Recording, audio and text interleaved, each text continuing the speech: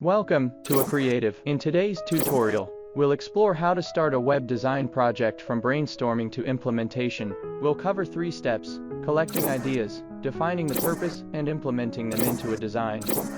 The first step is brainstorming. Gather inspiration from websites, color palettes, or sketches. Tools like Pinterest, Behance, or even sticky notes in Figma help you explore freely. At this stage, don't judge ideas, just collect.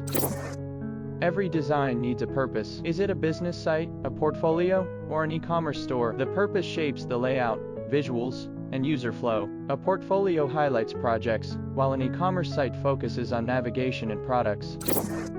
Once you know the purpose, start implementing. Create a wireframe first, a rough layout of headers, navigation, and content. Then add design elements like typography and colors. This way, ideas become a working structure you can refine later.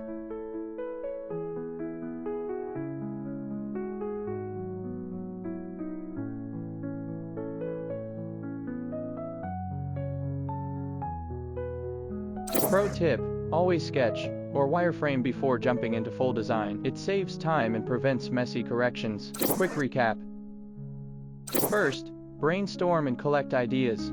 Second, define the purpose. And third, implement your design with a wireframe.